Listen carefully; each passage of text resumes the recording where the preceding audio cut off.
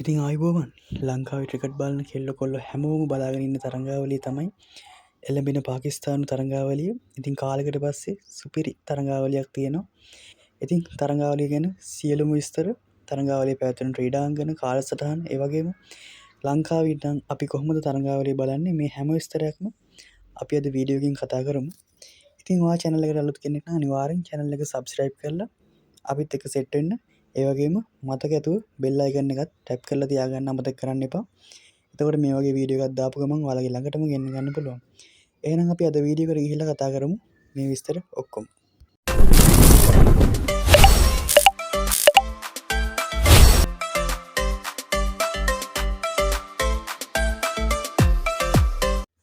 ඉතින් තරංගාවලිය ආරම්භ කරමින් මුලින්ම අපිට තියෙන එක්දින තරංගාවලිය.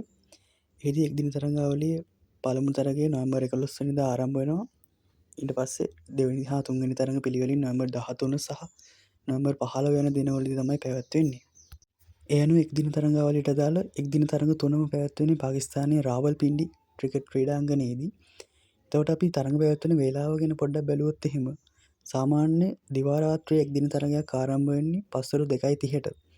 එතකොට ශ්‍රී ලංකාව හා පාකිස්තානය අතර වෙලාව වෙනස ගත්තොත් එහෙම පැය භාගයක කාලය වෙනසක් තියෙනවා. ඒ අනුව ශ්‍රී ලංකාව පැය භාගයක් ඉදිරියෙන් තමයි ලංකාවේ ටයිම් එක යන්නේ. එතකොට පාකිස්තානයේදී 2:30ට එක්දින තරඟ ආරම්භ කරොත් ලංකාවේ වෙලාවෙන් ආරම්භ වන්නේ පස්වරු 3ට. නමුත් මේ දිනවල පාකිස්තානය හා දකුණු අප්‍රිකාව අතර පැවැත්වෙන එක්දින තරඟාවලියේ එක්දින තරඟ ආරම්භ වන්නේ පාකිස්තාන වේලාවෙන් පස්වරු 3ට. ඒ කියන්නේ ලංකාවේ වෙලාවෙන් පස්වරු 3:30ට. ඉතින් එතකොට අපිට අනුමාන කරන්න පුළුවන් පස්වරු 3 හෝ 3:30 මේ වෙලාවල් වලින් දෙකින් එකක් තමයි එක්දින තරඟ ආරම්භ වෙන්නේ කියලා. එක්දින තරඟාවලියෙන් අනතුරුව නොවැම්බර් 17 වෙනිදා සිට ආරම්භ වෙනවා තුන්කොන් තරඟාවලිය. එතකොට තුන්කොන් තරඟාවලිය ශ්‍රී ලංකාවට තියෙන පළවෙනි තරගය තියෙන්නේ නොවැම්බර් මාස 19 වෙනිදා සිම්බාබ්වේ කණ්ඩායමත් එක්ක. මේ තරගය පැවැත්වෙන්නේ රාවල්පින්ඩි ක්‍රිකට් ක්‍රීඩාංගණයේදී. ඉන් පසුව පැවැත්වෙන සියලු තරඟ පැවැත්වෙන්නේ ලාහෝර් ක්‍රිකට් ක්‍රීඩාංගණයේ. ඒ අනුව ශ්‍රී ලංකා කණ්ඩායම නොවැම්බර් මාස 19 වෙනිදා සිම්බාබ්වේ සමග, නොවැම්බර් මාස 22 වෙනිදා පාකිස්තානය සමග, එවැගේම නොවැම්බර් මාස 25 වෙනිදා නැවත සිම්බාබ්වේ කණ්ඩායම සමග, එවැගේම නොවැම්බර් මාස 27 වෙනිදා නැවත පාකිස්තාන කණ්ඩායම සමග ක්‍රීඩා කිරීමට නියමිතයි. එවැගේම අවසන් මහා තරගයට සුදුසුකම් ලබා ගැනීමට සමත් වුණොත් නොවැම්බර් මාස 29 වෙනිදා අවසන් මහා තරගය ලාහෝර් ක්‍රිකට් ක්‍රීඩාංගණයේදී පැවැත්වෙනවා. ඉතින් මේ තුන්කොන් තරඟාවලියට අදාළ 20:20 තරඟ පැවැත්වෙන වේලාවන් අපි බැලුවොත් සාමාන්‍ය 20:20 තරඟ පැවැත්වෙන්නේ ආරම්භ වෙන්නේ පස්වරු 7ට. එතකොට පස්වරු 7ට ආරම්භ වුණොත් ලංකාවේ වෙලාවෙන් පස්වරු 7:30ට තමයි අපිට බලන්න පුළුවන් වෙන්නේ. ඒත් එක්කම මේ වන විට දකුණු අප්‍රිකාව හා පාකිස්තානය අතර පැවැත්වුණු 20:20 තරඟ ආරම්භ වුණේ පාකිස්තාන වෙලාවෙන් පස්වරු 8ට.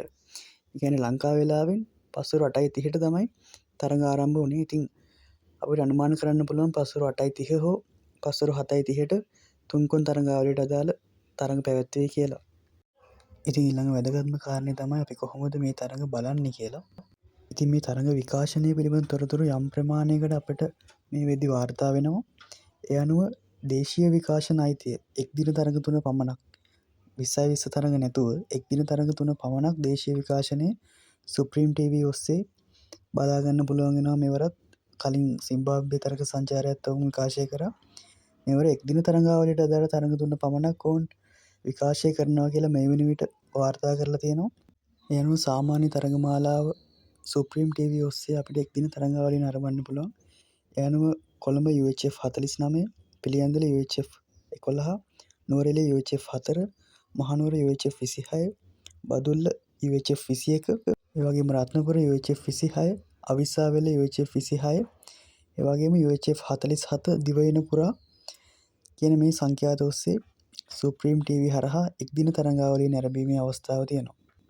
ඒ අනුව එක්දින තරඟාවලියේ ඊට සමගාමී වූ YouTube විකාශයක් යයි කියලා අපිට අනුමාන කරන්න පුළුවන්. මොකද ඔවුන් සිම්බාබ්වේ තරඟාවලියත් YouTube විකාශය කරා. ඒ වගේම හොංකොං සික්සර්ස් තරඟාවලියෙත් YouTube විකාශයක් සුප්‍රීම් ටීවී YouTube නාලිකාව ඔස්සේ විකාශය වුණා. එහෙනම් අපිට අනුමාන කරන්න පුළුවන් බොහෝ දුරට YouTube විකාශය සමගාමීව යයි කියලා.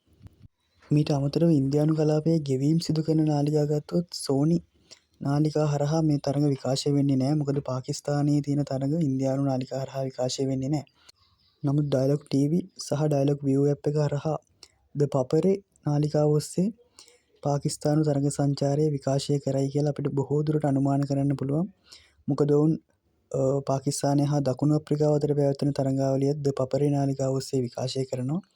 ඉතින් බොහෝ දුරට ඔවුන් මෙම සංචාරයත් විකාශය කරයි. මොකද ඔවුන් හොංකොං සික්සර්ස් තරඟාවලියත් ද පපරේ නාලිකාව හරහා විකාශය වෙනවා. ඉතින් පාකිස්තානු එක්දින තරඟාවලිය විතරක් නෙමෙයි එක්දින හා තුන්කොන් 20 තරඟාවලිය කියන දෙකම බොහෝ දුරට ද පපරේ නාලිකාව හරහා විකාශය කරයි. මීට අමතරව ඩිජිටල් මාධ්‍ය ගත්තහම සුප්‍රීම් නාලිකාවටම අයත් සෑන්බ්‍රික්ස් කියන වෙබ් අඩවිය හරහා තරඟ විකාශය කරනවා. ඉතින් මේ වෙබ් අඩවිය හරහා කලිනුත් තරඟ විකාශය කරා. ඉතින් එහෙමුණොත් එක්දින තරඟාවලිය පමණක් හෝ මේ වෙබ් අඩවිය හරහාත් නැරඹීමේ අවස්ථාව ශ්‍රී ලංකීය ප්‍රේක්ෂකයන්ට හිමි වෙනවා. ඉතින් තරඟ විකාශනය පිළිබඳ ඔන්න ඔය තොරතුරු තමයි අපිට දැනට වාර්තා වෙන්නේ. ඊට වඩා තොරතුරක් තිබ්බොත් අනිවාර්යයෙන්ම අපි ඔයාලව දැනුවත් කරනවා. ඒත් එක්කම මෙවර පාකිස්තාන තරඟාවලියට ලංකාවේ ප්‍රේක්ෂකයන්ගෙන් පමණක් නෙවෙයි පාකිස්තානු ප්‍රේක්ෂකයන් ඉතින් මෙවර ශ්‍රී ලංකාවේ පාකිස්තාන තරඟාවලිය ගැන ශ්‍රී ලංකීය ප්‍රේක්ෂකයන් තුළ විතරක් නෙවෙයි පාකිස්තානු ප්‍රේක්ෂකයන් තුළත් දැඩි උනන්දුවක් තියෙන බව තමයි අපිට පේන්නේ. මොකද පාකිස්තානු සමාජ මාධ්‍යවල දාලා තිබ්බා තරඟාවලියට අදාළ ප්‍රවේශ පත්‍ර පිළිබඳ තොරතුරු. ඉතින් ඒවා දැක්කහම අපිට අදහස් පළ කරලා තියෙන ඒවා දැක්කහම අපිට වෙනවා ලොකු උනන්දුවක් පාකිස්තානු ප්‍රේක්ෂකයන් තුළත් මෙවර ශ්‍රී ලංකා තරඟාවලිය ගැන තියෙනවා. ඉතින් මොකද ශ්‍රී ලංකාව පාකිස්තානයේ තරඟාවලියකට සහභාගී වෙන්නේ ලොකු කාලයකට පස්සේ අවුරුදු ගානකට පස්සේ තමයි පාකිස්තානයේ තරඟාවලියකට සහභාගී වෙන්නේ. ඉතින් දෙරටේම ප්‍රේක්ෂකයන්ගේ ලොකු උනන්දුවක් මේ තරඟාවලියට ලැබිලා තියෙනවා. ඉතින් අපි බලාගෙන ඉමු ශ්‍රී ලංකා කණ්ඩායම මේ තරඟාවලියේදී කොහොමද ක්‍රීඩා කරන්න කියලා.